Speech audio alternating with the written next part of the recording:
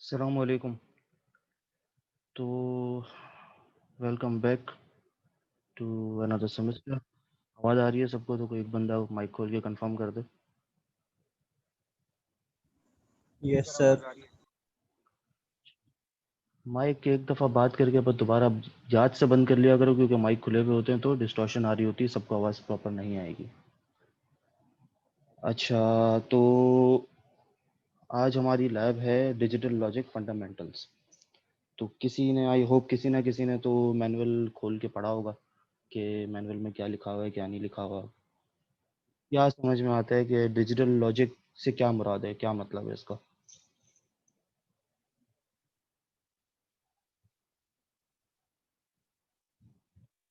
मैं कोई सवाल पूछूं तो किसी का नाम लेके नहीं पूछूंगा, जिसकी मर्जी वो जवाब दे दे, या फिर मैं किसी एक को मुखातिब करके पूछ सकता हूँ। तो जिसका दिल करे वो जवाब दे दे पहले, या फिर मैं पूछूं।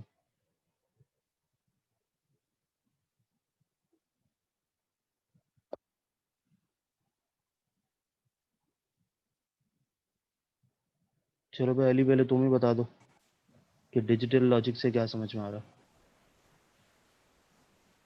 सर मैंने मैनुअल नहीं पढ़ा।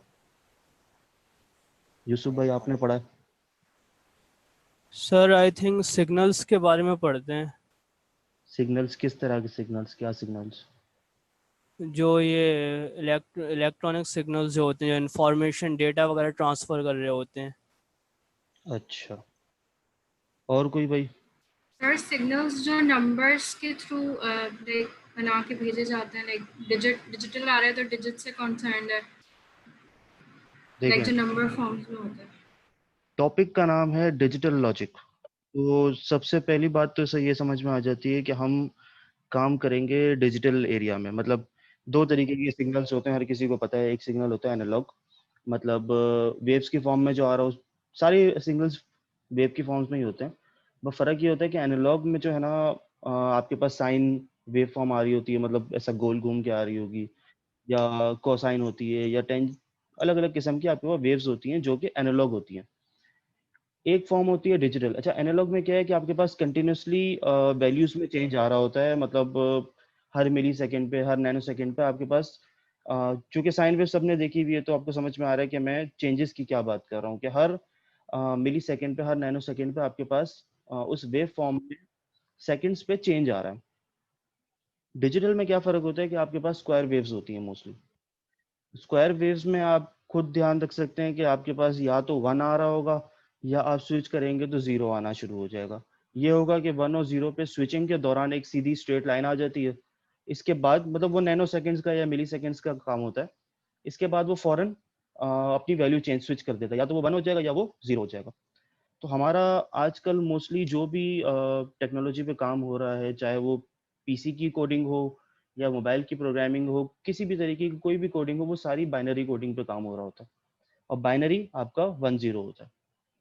तो एक दफ़ा अगर आप लोग सारे मैनुअल खोलें, मैं यहाँ पे शेयर भी कर लेता हूँ स्क्रीन।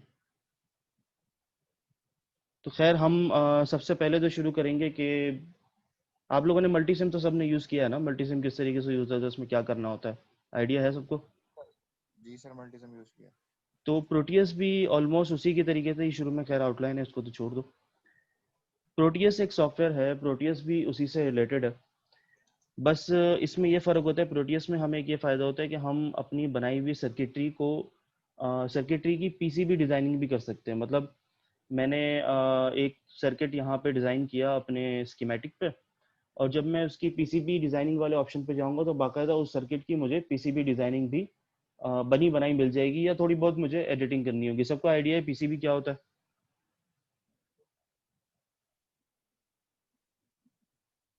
पीसीबी के बारे में पता है? पीसीबी क्या होता है, मैं क्या कहना चाह रहा हूँ पीसीबी से मुराद? No sir. पता है ना, आइडिया है? भाई जिस तरीके से आप लोग ब्रेड बोर्ड पे अपनी सर्किटरी पिन लगा लगा के और वायर्स लगा लगा के अपनी कंपोनेंट्स लगा के एक साथ अलाइन करते हो ना, मतलब उस पर सोल्डिंग नहीं करनी पड़ती, वो ब्रेड बोर्ड वाला होता है। एक वो होता है जो आप वेरो पे काम करते हो, वेरो पे नीचे पहले से पार्ट्स बने हुए होते हैं, हम बस उस पाथ को चेक करते हैं, वो वहाँ पे सोल्डरिंग कर देते हैं, और जो भी हमें एक वायर को दूसरे वायर से एज अ पाथ कनेक्ट करना होता है, तो हम एक सिंपल सोल्डरिंग वायर के थ्रू ही वो पाथ बना देते हैं।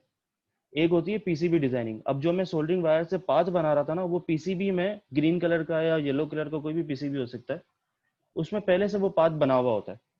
मतलब मेरा पूरी जो भी मैंने वायर्स वगैरह लगाने होते हैं वो सारे वायर्स पहले से उसमें लगे हुए होते हैं। मैं बस अपने कंपोनेंट अपने सर्किट के हिसाब से उसमें अटैच करता हूँ और हल्का हल्का सा एक एक डॉट का सोल्डर मार देता हूँ, तो वो उस पीसीबी लाइन से कनेक्ट हो जाता है ऑटोमेटिकली। तो मुझे उसमें कुछ भी ज़्यादा काम नहीं करना पड़ता, वो पहले से डिजाइंड होता है। तो मेरे पास प्रोटियस में एक ये भी ऑप्शन है। बाकी मल्टीसिम से ये बेहतर इसलिए है क्योंकि इसमें लाइब्रेरीज ज़्यादा हैं। मुझे उसमें बना बनाया आर्डिनो मिल जाता है, दूसरा माइक्रो कंट्रोलर्स मिल जाएंगे और बहुत सारी चीज़ें। मतलब मैं इसमें गेट्स वगैरह की टेस्टिंग कर सकता हूँ। तो खैर मैं इसके थ्योरी पे तो ज़्यादा नहीं जाता। मैं मेरा जो पहला इस लैब का जो पहला मकसद है वो ये है कि आपको प्रोटियस यूज़ करना सिखाया जाए। सही है। तो हम या तो मैं आपको डायरेक्ट प्रोटियस से ही दिखाऊं कि प्रोटियस डायरेक्ट किस तरह काम करता है। मैनुअल तो आप लोग सबके पास है।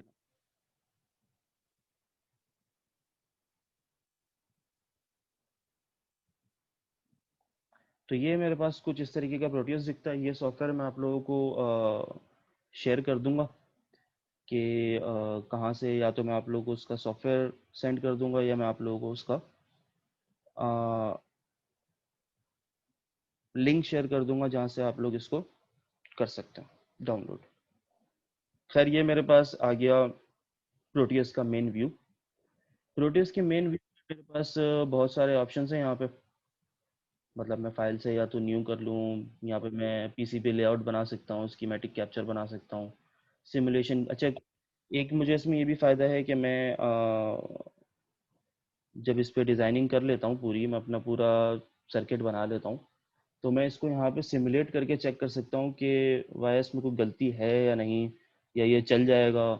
कोई अगर एरर देगा तो फला जगह पे क्या एरर है, वोल्टेज मैंने ज़्यादा दे दिया या मैंने करंट ज़्यादा दे दिया, तो जो भी एरर होगा, मतलब हमें एक आइडिया है कि एक 3 वोल्ट का एलईडी है, 3 वोल्ट की अगर कोई एलईडी है, उसे अगर मैं 9 वोल्ट की सप्लाई से चलाने की कोशिश करूंगा तो क्या होगा, बर्न हो जाएगी। अब मुझे वो रियल टाइम में पता है ना कि मैंने 9 वोल्ट की बैटरी के साथ एक 3 वोल्ट की एलईडी कनेक्ट की, तो वो आ, उसकी जो वायरिंग थी वो खराब हो गई, वो जल गई।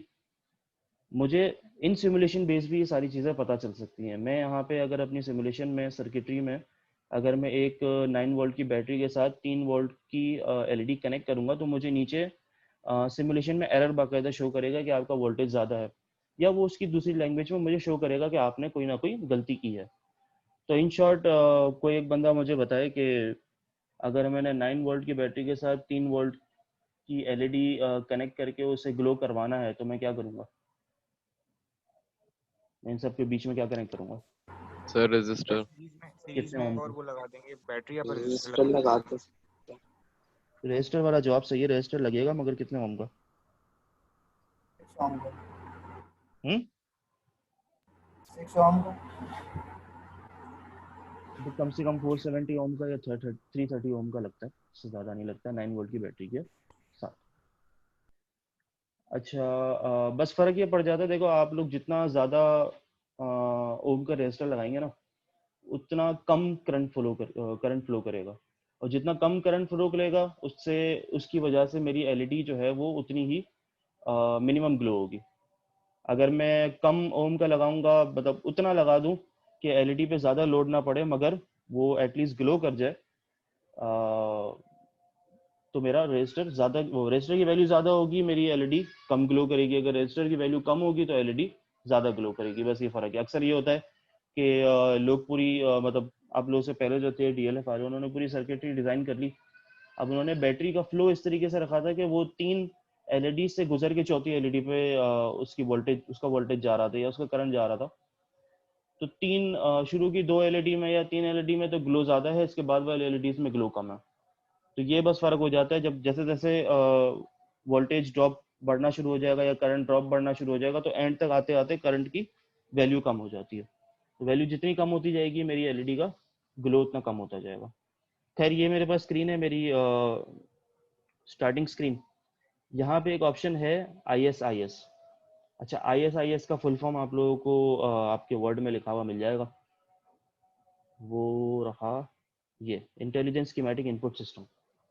इन शॉर्ट स्कीमेटिक डिज़ाइन होती है। इंटेलिजेंट इसको क्यों कहते हैं? क्योंकि इसमें मैं अपनी सिमुलेशन परफॉर्म कर सकता हूँ और जिस भी तरीके का कोई भी एरर है मुझे यहाँ पे शो हो सकता है।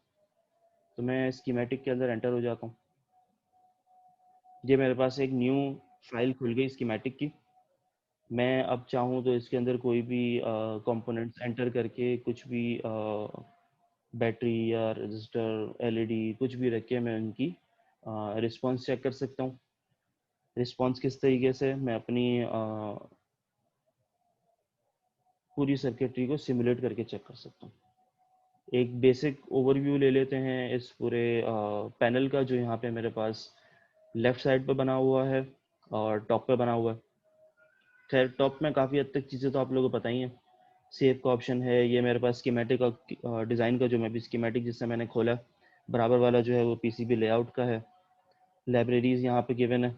अगर मैं खैर अब इतना कोई आप लोगों को लेंथी काम इसमें नहीं करना है, या लेंथी तरीके से मैं नहीं सिखाऊंगा। जैसे जैसे हम आगे बढ़ते जाएंगे वैसे वैसे मैं डिटेल में आप लोगों को बताते जाऊँगा।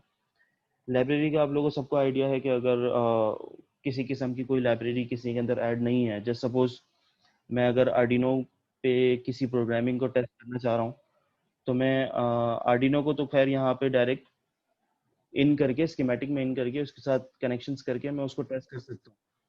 मगर सपोज मैंने यहाँ पे कोई ऐसा माइक्रो कंट्रोलर टेस्ट करना है जो इसकी प्रोटियस की लाइब्रेरी में पहले से मौजूद नहीं है, तो मैं उसको ऑनलाइन डाउनलोड करके यहाँ लाइब्रेरी से ऐड कर सकता हूँ। सही है। लेफ्ट साइड पे अगर आए तो पहला तो खैर आपका ये सिलेक्शन मोड होता है। कोई भी मैंने कंपोनेंट यहाँ पे रख दिया, मैंने इसको मूव करना है तो मैं इस पे क्लिक करके सेलेक्ट करके मूव कर सकता हूँ। सेकंड मेरे पास कंपोनेंट मोड है। कंपोनेंट मोड में क्या होता है कि मैंने लाइब्रेरी खोल के सारे कंपोनेंट्स यहाँ पे मेरे पास जो ये मेरे पास वाइट कलर की स्ट्रिप है, जो भी कंपोनेंट्स मैं ऐड करता जाऊँगा वो सारे यहाँ पे लाइन से लिखे हुए आते जाएंगे। सही है। अब जो जो कंपोनेंट मैं यहाँ पे ऐड करता जाऊँगा उनका एक प्रीव्यू मुझे इस वाले एरिया में दिखना शुरू हो जाएगा। जस्ट सपोज अच्छा कोई भी मैंने कंपोनेंट अगर लाइब्रेरी से ऐड करवाना है तो मैं इस कंपोनेंट मोड पे आऊँगा सबसे पहले।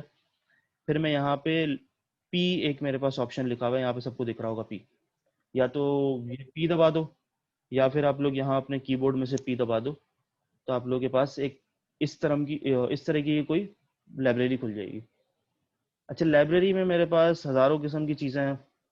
मेरे पास कैपेसिटर्स भी मौजूद हैं, डायोड्स भी हैं, डेटा कन्वर्टर, कनेक्टर्स, बहुत सारी चीज़ें जो अब तक खैर आप लोगों ने पढ़ी भी नहीं है। तो काफ़ी हद तक चीज़ें मेरे पास यहाँ पे मौजूद हैं। सर्च करने का सबसे बेहतरीन तरीका कीवर्ड्स। अब कीवर्ड्स मैं किस तरीके के लिख सकता हूँ कि भाई मुझे एक रजिस्टर चाहिए, तो जब मैं रजिस्टर लिखूंगा तो मुझे यहाँ पे एक रजिस्टर लिखा हुआ शो हो गया। अब ये एक बेसिक रजिस्टर है, इसकी कोई वैल्यू नहीं है, कुछ नहीं है। मैं इसे 1K भी रख सकता हूँ, इसकी वैल्यू मैं 10K भी रख सकता हूँ, 330 ओम भी रख सकता हूँ, 220 रख दूँ, 470, मैं कुछ भी इसकी वैल्यू रख सकता हूँ। एक इसका फ़ायदा ये है कि मैं यहाँ से कोई भी कंपोनेंट सेलेक्ट करने से पहले उसका प्रीव्यू चेक कर सकता हूँ कि आया मेरे पास अगर हाथ में रजिस्टर मौजूद है वो किसी और किस्म का है और यहाँ पे जो प्रीव्यू शो हो रहा है वो किसी और किस्म का है। तो खैर मैं अपने पैनल में सेलेक्ट करने से पहले यहाँ पे वेरीफाई कर सकता हूँ कि जो रजिस्टर मुझे चाहिए वो इसी किस्म का है या नहीं, या वो ऐसा ही शो होता है या नहीं। तो मैं अच्छा भाई मुझे यही वाला रजिस्टर चाहिए, मैंने इसको डबल क्लिक कर दिया तो यहाँ पे चेक करें, यहाँ पे रजिस्टर मेरे वाइट वाला पैनल जो था यहाँ पे मेरे पास रजिस्टर शो हो रहा है। अब मुझे कोई कैपेसिटर चाहिए था, मैंने कैपेसिटर लिख दिया, मेरे पास यहाँ पे डिवाइस शो हो गई और ये कैपेसिटर बाकायदा बना हुआ भी शो हो रहा है। यहाँ पे मेरा कैपेसिटर भी ऐड हो गया। अच्छा, एक बात जो मैंने कही जो आप लोग वेरीफाई कर रहे होंगे, तो बिल्कुल जाहिर सी बात है कि मैं यहाँ पे मेरे पास जो इमेजेस शो हो रही हैं वो एनिमेटेड मेरे पास इमेजेस हैं। तो जाहिर सी बात है आप किसी स्कीमेटिक से इसको मैच कर रहे होगे। आप एग्जैक्टली अपने रियल टाइम जो कंपोनेंट आपके हाथ में मौजूद है उससे मैच नहीं करोगे, बहुत ज़्यादा फर्क हो जाएगा। अच्छा, कैपेसिटर एंड हाँ मैं डबल क्लिक करके ऐड कर रहा हूँ। कोई भी जो भी चीज़ मैंने ऐड करनी है, मैं यहाँ पे मेरे पास रिजल्ट्स में जो भी चीज़ शो हो जाएगी मैं उसे एक दफ़ा क्लिक कर देता हूँ। ये थोड़ा डार्क ब्लू कलर का सिलेक्शन आ जाता है, मैं डबल क्लिक करता हूँ तो मेरे पास यहाँ पे ऐड हो जाता है। अब सपोज मुझे कोई बैटरी भी चाहिए थी, मैंने यहाँ पे बैटरी पे क्लिक किया तो मेरे पास 2-3 किस्म की बैटरीज आ गई हैं। एक मल्टी सेल बैटरी आ गई, एक मेरे पास डीसी वोल्टेज सोर्स, दोनों ऑलमोस्ट सेम ही है, एक मेरे पास सिंगल सेल भी आ गया। अब इनमें फ़र्क क्या है कि मैं इनकी वैल्यूज़ खुद से सेट कर सकता हूँ, just like resistor and capacitor. तो मैंने यहाँ पे एक बैटरी को भी डबल क्लिक किया तो मेरे पास बैटरी भी यहाँ पे इंक्लूड हो गई मेरे पैनल में। अच्छा, मुझे कोई एलईडी चाहिए थी, मैंने यहाँ पे जस्ट एलईडी लिख दिया तो मेरे पास कोई अच्छे खासी किस्म की एलईडीज़ आ गई हैं। अब यहाँ पे इतनी सारी चीज़ें आप लोगों को शो हो रही हैं, आप जाहिर सी बात है अब ये सोचेंगे कि आप कौन सी सेलेक्ट करें, क्योंकि यहाँ पे इतनी सारी किस्म की हैं। तो एक चीज़ का ध्यान रखिएगा कि मोस्टली जो जेनरिक चीज़ें होती हैं ना, उन जेनरिक चीज़ों में आपको ऑटोमेटिकली लाइट कलर का एक पहले से सिलेक्शन आया हुआ होता है। जिस तरह से यहाँ पे आप लोगों को शो हो रहा होगा एलईडी का, LED device generic light emitting diode, क्योंकि एक मेरे पास ये भी शो हो रहा है, एक डायोड एलईडी भी शो हो रहा है। तो मैं एक जेनरिक वाला सेलेक्ट कर लूँगा, मैंने कोई हाई फाई काम नहीं करना है, मुझे सिर्फ एक जस्ट एलईडी चाहिए थी, तो यहाँ पे मैं एक एलईडी सेलेक्ट कर लूँगा। इसको भी डबल क्लिक किया तो यहाँ पे देखें एलईडी ऐड हो गई। सही है, मेरे पीछे पैनल में एक ऐड हो गई। खैर ये एक जनरल चीज़ है, जब सर्किट डिज़ाइन करेंगे तब देखेंगे हमें क्या क्या चीज़ें चाहिए। अभी मैं ये दिखा रहा था कि जब मैं यहाँ पे कोई भी चीज़ पैनल में एंटर कर लूँगा ना तो मुझे यहाँ पे एक छोटा सा प्रीव्यू मिल रहा होगा, जस्ट लाइक मुझे मेरी लाइब्रेरी में मिल रहा था। ये बैटरी है, कैपेसिटर है, एलईडी है, रजिस्टर है, मेरे पास यहाँ पे सारी चीज़ें, मेरे पास एक प्रीव्यू शो हो रहा होगा कि जो भी चीज़ मैं यहाँ से पिक करके अपनी स्कीमेटिक में ऐड करने वाला हूँ एक्चुअली किस तरीके की दिख रही है। अगर वहाँ पे मेरा ध्यान नहीं गया हो तो एटलीस्ट यहाँ पे देख के मुझे आइडिया हो जाएगा कि ये वही चीज़ है जो मैंने लगानी है या नहीं। सही है। इसके बाद मेरे पास एक ऑप्शन है junction dot mode. Junction dot mode क्या करता है कि मैंने एक सर्किट डिज़ाइन कर रहा हूँ और मुझे बीच में अपने लाइन ऐड कर रहा हूँ, मगर मुझे अपने दो एंड्स जो हैं जस्ट लाइक मुझे अपनी सप्लाई या कोई मीटर ऐड करना था और उसके लिए मुझे दो एम्प्टी जंक्शंस छोड़ने हैं। या ये सपोज कर लें कि मैं अपनी पीसीबी डिज़ाइन कर रहा था और पीसीबी डिज़ाइन करने के लिए मुझे एंड में एक आउटपुट के लिए एक लाइन एक्स्ट्रा ऐसी छोड़ देनी है। इस सर्किट का इशू ये है कि ये एक एंड से दूसरे एंड तक जोड़ता ही है, ये बीच में कोई भी लाइन आपको एक्स्ट्रा छोड़ के नहीं देगा। मतलब जस्ट यू सपोज करें कि मैंने अपनी ये एलईडी यूँ कनेक्ट कर दी, मैंने बैटरी कनेक्ट कर दी, अब मैंने एलईडी का एंड तो यूँ कनेक्ट कर दिया और मुझे बैटरी का एंड अलग से देना था और मुझे ये वाला एंड जो है ना वो अलग से कहीं पे देना है। अब मैं इसको कहीं पे छोड़ नहीं सकता। ये आप देख रहे हैं, मैं क्लिक करे जा रहा हूँ, ये नई लाइन ऐड किए जा रहा है, मगर ये एंड कहीं नहीं कर रहा है इस लाइन को। मैं चाहता था कि मैं यहाँ पे अपनी लाइन को यहाँ एंड कर दूँ, इस पॉइंट पे अपनी लाइन को एंड कर दूँ ताकि मैं यहाँ पे पीसीबी में यहाँ पे कहीं से भी इसको सप्लाई दे दूँ या कुछ भी कर दूँ ताकि मेरा काम कंटिन्यू है, मगर ये लाइन को कहीं पे ड्रॉप नहीं करता है, इसका इशू ये है। और जब मैं इसको स्केप करूँगा तो पूरी लाइन हट जाती है, मतलब मैं स्केप का बटन एंटर करता हूँ तो पूरी लाइन हट जाती है। जंक्शन मोड से मुझे ये फ़ायदा है कि मैं यहाँ पे कहीं पे भी एक पॉइंट ऐड कर दूंगा और मैं उस लाइन को वहाँ पे कनेक्ट कर दूंगा तो मेरे पास एक मेरा एंड पॉइंट आ जाएगा। सही है।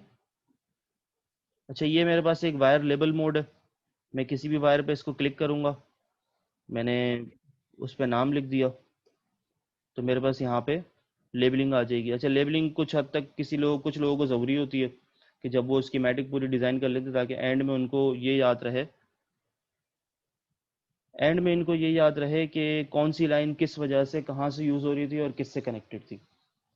अच्छा, बैटरी आप लोग कोई सी भी यूज़ कर सकते हो, बैटरी की कोई लिमिटेशन नहीं है, मगर चूंकि ये भी आपको बेसिक सिखा रहा हूँ तो मैं इसलिए बैटरी के बारे में बता रहा हूँ। जब हम प्रॉपर गेट्स वगैरह की बात कर रहे होंगे तब वहाँ पे बैटरी यूज़ नहीं होती है, तो मैं खैर उसके बारे में भी आप लोगों को गाइड कर दूंगा कि वहाँ पे क्या यूज़ होता है और कैसे यूज़ होता है और क्यों यूज़ होता है। सही है। हमने वायर लेवल देख लिया, वायर लेवल के अलावा हमारे पास क्या है option, text script mode. Text script में क्या है कि मैं यहाँ पे कोई भी टेक्स्ट लिख सकता हूँ कि फला सर्किट किस लिए डिज़ाइन किया गया था। मैं खैर अभी यहाँ पे सिर्फ यही मेंशन कर देता हूँ तो ये मेरे पास यहाँ पे लिखा हुआ आ जाएगा कि भाई नीचे जो पूरा मेरा सर्किट बना हुआ है वो किस वजह से बना हुआ है। मतलब टाइटल दे सकता हूँ, या मैं नीचे मेंशन कर सकता हूँ कि ये वाला रजिस्टर जो राइट साइड पे लगा हुआ था वो इतने ओम का था, या ये वाला जो सर्किट है ये 4 हिस्सों में बटा हुआ है, फला फला। मैं काफ़ी सारी चीज़ें, सबको पता है भाई टेक्स्ट मोड क्या होता है, क्या क्या लिख सकते हैं उसके अंदर। अच्छा, एक ऑप्शन है बस मोड। खैर ये हम यूज़ तो नहीं करेंगे, मगर मैं एक चीज़ गाइड कर देता हूँ कि बस का आप लोग को आइडिया है बस मोड या बस वायर क्या काम कर रही होती है? किसी को कुछ पता है तो बता दो। सर सारा करंट या सारे एस्टेट्स इसमें कनेक्टेड होंगे, इस तरीके से कुछ होगा। हाँ, बस मोड में देखो, वायर मोड में हमें ये फ़ायदा होता है कि मैं एक एक वायर को इंडिविजुअली कनेक्ट कर रहा होता हूँ। बस मोड में मुझे ये फ़ायदा होता है कि मैं सपोज इस तरीके की एक बस बना दूंगा, ये मेरे पास एक बस बन गई। अच्छा खैर ये भी एंड पॉइंट नहीं आएगा इसका, तो थोड़ी देर इसको ऐसे ही रहने दो। ये एक बस मेरे पास बन गई। अब मैं ये वाला जो एरिया है ना, ये वाली जो मेरी स्ट्रेट लाइन है, इसमें मैं 3-4 अलग अलग किस्म के वायर ऐड कर दूंगा और उन वायर को कोई नाम अलॉट कर दूंगा। और मेरे पास ये वाली जो लाइन होगी, जो जो मेरी हॉरिजॉन्टल लाइन है, उस हॉरिजॉन्टल लाइन में भी मैं 3-4 वायर्स कनेक्ट कर दूंगा और उसको भी वही नाम दे दूंगा जो मैंने इस वर्टिकल लाइन पे दिए थे। तो होगा क्या, सपोज कर लो मैंने यहाँ पे वर्टिकल लाइन पे नाम रखे थे D0, D1, D2 और D3, तो मैं वही नाम हॉरिजॉन्टल लाइन पे भी रखूंगा D0, D1, D2, D3। अब इस बस से मुझे ये क्या फायदा हुआ कि मुझे हर wire individually D0 to D0, D1 to D1, D2 to D2 मुझे कनेक्ट नहीं करने पड़े। मैंने उन चारों को और इन चारों को इस बस पे कनेक्ट कर दिया था, तो ऑटोमेटिकली D0 का जो भी वैल्यू है वो D0 पे ही ट्रांसफर हो जाएगी, D1 की जो वैल्यू है वो D1 पे ट्रांसफर हो जाएगी। मुझे हर एक वायर को इंडिविजुअली अलग अलग कनेक्ट करने की जरूरत नहीं पड़ेगी, मेरा सारा काम ये बस कर देगी। सही है। इसके अलावा मेरे पास कुछ सबस्क्रिप्ट मोड है। अच्छा, सबस्क्रिप्ट में ये होता है कि सबस्क्रिप्ट में मेरे पास ये होता है कि मैं मेरे पूरे सर्किट को जो है ना वो एक बॉक्स में ले आता हूँ। मतलब होता ये है कि मेरे पास बस को सर्किट में कैसे इंप्लीमेंट करेंगे, ये खैर अभी आप लोगों का मेन टॉपिक नहीं है, ये यूज़ भी नहीं होगी बस। मैं बस ऐसे ही आइडिया दे रहा हूँ, मैं बाद में बता दूंगा खैर कैसे होती है, कोई वो बहुत मुश्किल काम नहीं है, मैं बाद में गाइड करता हूँ। वो मोस्टली तब यूज़ होता है जब आपके पास मल्टीपल इनपुट्स होते हैं और मल्टीपल आउटपुट्स देने होते हैं और आपके पास वायर्स लगाने की जगह नहीं होती है। और दूसरी बात ये, जो बस जो है वो आपकी पीसीबी में काम नहीं आएगी, वो पीसीबी में एज अ वायर ही शो होगी। तो उसको चाह रहे आप पीसीबी में एक्चुअल हार्डवेयर सर्किट में बस को मैं कनेक्ट नहीं कर सकूंगा प्रोटियस के थ्रू, मगर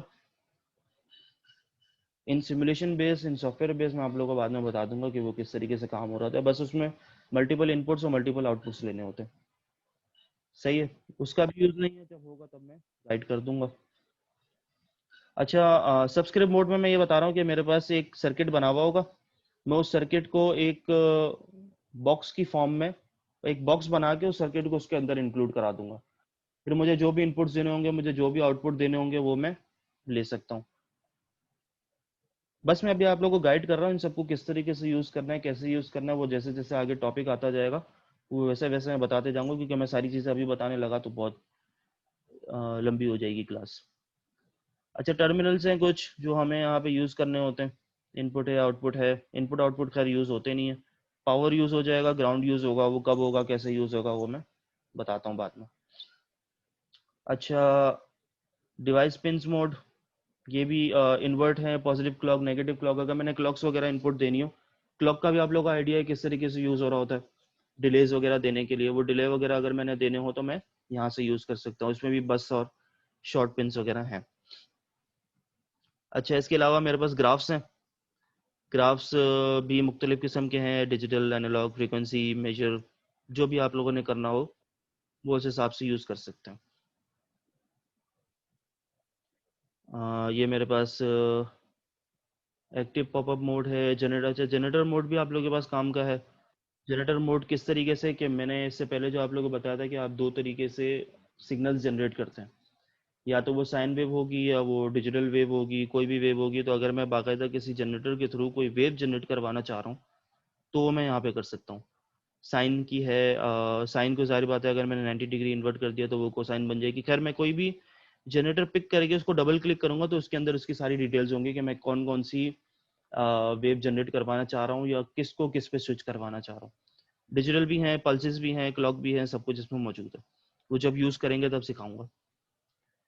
अच्छा, प्रोब मोड का फ़ायदा ये होता है कि सपोज़ कर लो मैंने यहाँ पे अपना एक जनरेटर ऐड कर दिया, सपोज़ करो ये साइन जनरेटर, और मुझे इस साइन को चेक करना है अपने ग्राफ के ऊपर कि ये जिस तरह का मैं साइन वेव जनरेट करवा रहा हूँ वो वैसी ही साइन वेव मेरे सर्किट को अप्लाई हो रही है या नहीं। तो मैं यहाँ पे एक साइन वेव का जनरेटर ऐड कर दिया और मैं अब आया प्रोब के ऊपर। प्रोब क्या करेगा? प्रोब मेरी वेव को मेजर करता है और मुझे कहीं पे उसका डिस्प्ले देता है। वो कहाँ पे डिस्प्ले देता है वो देख लेते हैं। मैंने यहाँ से जनरेटर पे गया, जनरेटर से मैंने एक साइन वेव पिक की है, वो यहाँ पे सेलेक्ट कर दी। एक प्रोब सेलेक्ट की, प्रोब को मैंने यहाँ पे पेस्ट कर दिया और मैं इन दोनों को आपस में जोड़ दिया। जोड़ने से पहले जाहिर बात है सिमुलेशन चला रहा हूँ तो वो चीज़ें हटानी पड़ेंगी जो इससे रिलेटेड नहीं है, वरना ये एरर देगा। अच्छा, एक ग्राफ मोड पे आ गए। ग्राफ मोड पे मुझे चाहिए था एनालॉग, चूंकि साइन वेव है तो मैं एक ग्राफ जनरेट करवा रहा हूँ एनालॉग मोड का। इसका कोई नाम रख देते हैं,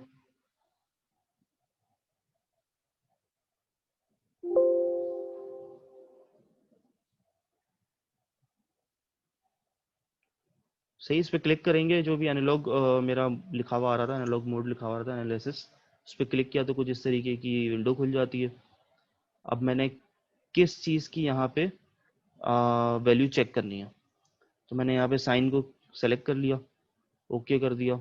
मेरे पास कुछ इस तरीके की लाइंस आ गई हैं फिलहाल। क्यों? क्योंकि मैंने अभी तक सिमुलेशन को प्ले नहीं किया हुआ। प्ले करने के लिए मैंने स्पेस दबाया।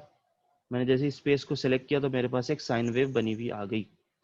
तो इन शॉर्ट, अगर मैंने किसी भी सर्किट का output in a form of graph check करना है, अगर वो पूरा सर्किट डिजिटल मोड पे काम कर रहा है तो मैं डिजिटल एनालिसिस को ओपन करूंगा एक ग्राफ में, मैं यहाँ पे डिजिटल को सेलेक्ट कर लूंगा। अगर वो एनालॉग है, मतलब साइन सिग्नल है, तो मैं यहाँ पे एनालॉग स्क्रीन सेलेक्ट कर लूंगा, एनालॉग ग्राफ सेलेक्ट कर लूंगा, तो मेरे पास उस तरह का आउटपुट आ जाएगा। सही है। प्रोब मोड तक हम काम हो गया और हमारा अच्छा, लास्ट चीज़ हमारे पास एक है जिसमें मेरे पास हर तरह के इंस्ट्रूमेंट्स हैं। अच्छा, जिस तरीके का मैं ग्राफ यहाँ पे इसमें ग्राफ्स में चेक कर रहा था, वैसे ही मैं यहाँ पे ऑसिलोस्कोप में भी चेक कर सकता हूँ।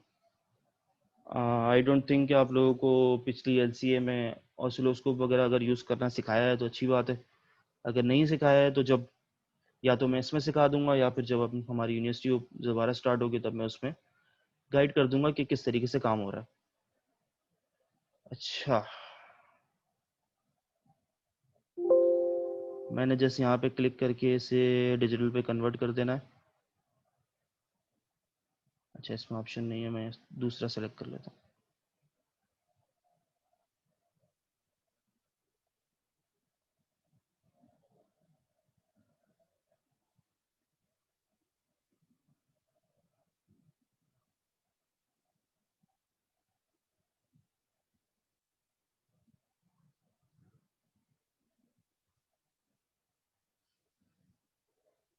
सही बात, डिजिटल सेलेक्ट करने के लिए मैंने बस इसको डिजिटल ग्राफ पे लेके जाना, उसे भी इसी तरीके से क्लिक करूंगा।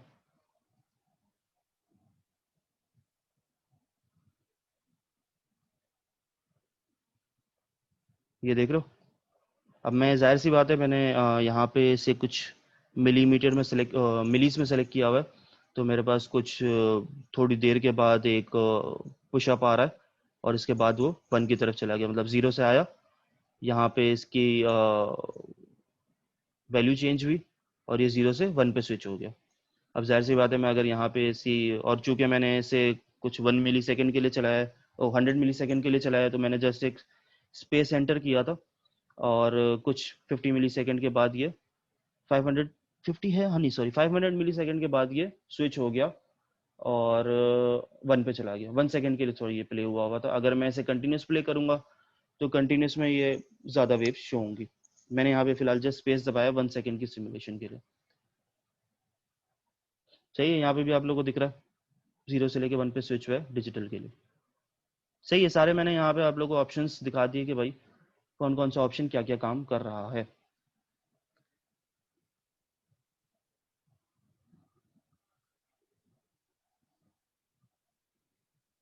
हाँ, मैं रिकॉर्डिंग ज़ाहिर सी बात है इसलिए तो अपलोड कर रहा हूँ, ताकि मैं बार बार ओ जिससे बार बार जितनी दफ़ा देखनी हो वो उतनी दफ़ा देख सके। अच्छा, खैर, हम अब जो काम करेंगे वो है,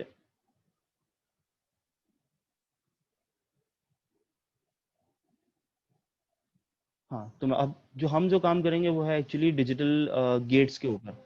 जो हम मैं शुरू में पूछ रहा था कि डिजिटल लॉजिक क्या होती है।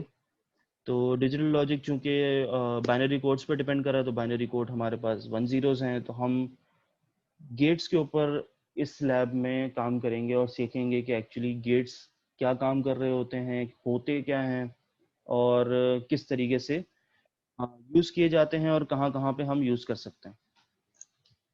अच्छा, तो खैर, अगर मैं गेट्स की बात करूं तो गेट्स मेरे पास एक तरीके के स्विचेस हैं। स्विचेस कुछ इस तरीके के, उनमें कुछ किस्म की लॉजिक्स डिफाइन की गई हैं कि सपोज करो मेरे पास एक एंड गेट है। एंड गेट में आप लोगों को यहाँ पे शो करवा देता हूँ। मैंने जैसे यहाँ पे एंड लिखना, और मेरे पास यहाँ पे मेरा एक एंड गेट शो होना शुरू हो जाएगा। एंड गेट की शक्ल कुछ इस तरीके की होती है। एंड गेट में यहाँ पे डबल क्लिक किया तो एंटर हो गया। अच्छा, मैं दो चीज़ें और ऐड कर रहा हूँ, उसके बारे में बताता हूँ कि वो क्या होती हैं।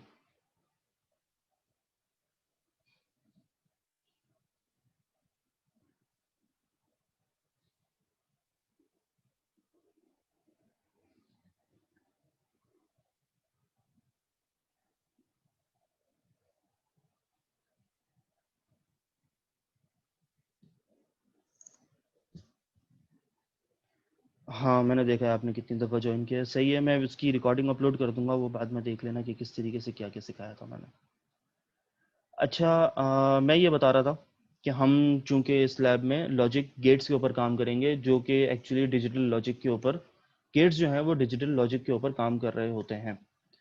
तो मुख्तलिफ़ किस्म के गेट्स होते हैं, एंड और नैंड, उसकी पूरी खैर लिस्ट होती है, वो नेक्स्ट लैब में हम देखेंगे कि कौन सा गेट किस तरीके से, मतलब हर गेट का बिहेवियर क्या होता है, वो बाद में हम चेक करेंगे।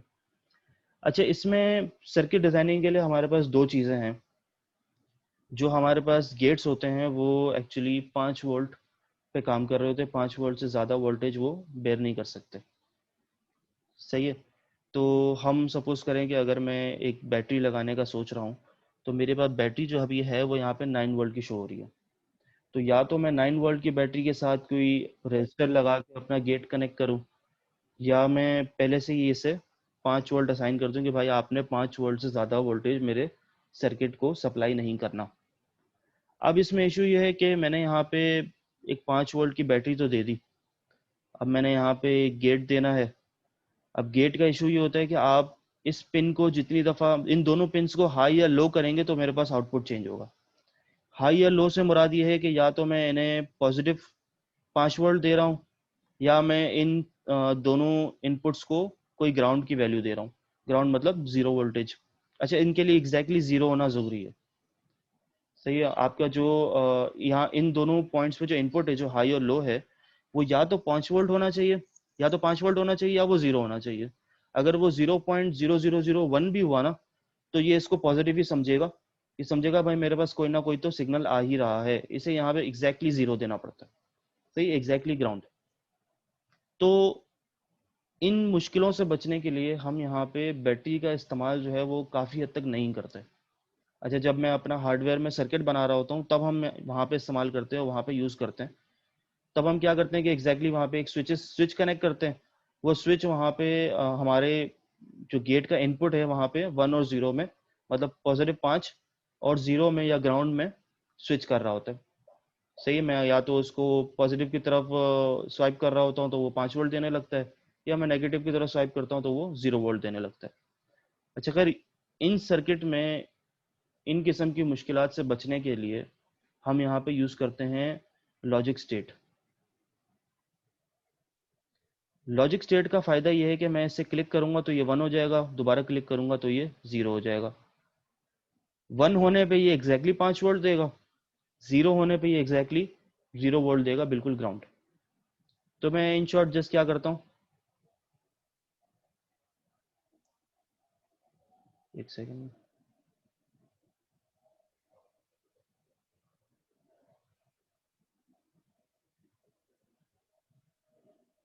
मैं जैसे इसकी एंट्रेंस पे इस तरीके की 2 लॉजिक स्टेट्स कनेक्ट कर देता हूँ, और जब मैं ये लॉजिक स्टेट कनेक्ट कर लूँ तो मुझे जैसे इसे 1 या 0 करना होगा, मुझे कोई भी स्विच वगैरह कुछ भी लगाने की ज़रूरत नहीं है। अब देखिए 2 तरीके हो सकते थे, या तो मैं इनके इनपुट्स पे बैटरी लगा देता और आउटपुट पे कोई एलईडी लगा देता, एलईडी का पॉजिटिव एंड मैं इसके आउटपुट से कनेक्ट कर देता और नेगेटिव एंड में बैटरी के ग्राउंड से कनेक्ट कर देता। तो खैर बहुत सारे तरीके होते, मगर अब चूंकि जाहिर बात है मैं यहाँ पे गेट्स लगा, ये मैंने यहाँ पे लॉजिक स्टेट्स लगा दी हैं, तो मुझे कुछ इसी किस्म का आउटपुट भी देखना होगा। अच्छा, अब भी मैं यहाँ पे एलईडी कनेक्ट कर सकता हूँ, एलईडी का पॉजिटिव एंड में इस एंड से कनेक्ट करके नीचे मेरे पास जो मेरे यहाँ पे ग्राउंड शो हो रहा था, मैं इस तरीके का कोई ग्राउंड कनेक्ट कर दूंगा एलईडी के सेकेंड एंड पे, तो ये ग्राउंड हो जाएगा। मगर चूंकि अब जाहिर बात है मैंने यहाँ पे लॉजिक, क्या मतलब दोनों सेम होंगे, समझा नहीं मैं। माइक खोल लो, बता दो।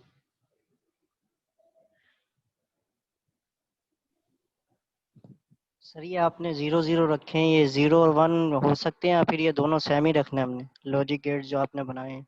देखिए हर गेट का अपना एक अलग अलग ट्रुथ टेबल होता है। अब वो ट्रुथ टेबल भी क्या है वो खैर मैं फिर डिफाइन करता हूँ। अच्छा थोड़ी देर रुक जाओ, ये सेशन एंड होने वाला है, मैं दोबारा सेशन कनेक्ट करता हूँ, फिर इसको कंटिन्यू करते हैं यहीं से। प्रोटियस में तुम्हारा मसला भी मैं बताता हूँ कि क्या होगा। Okay sir.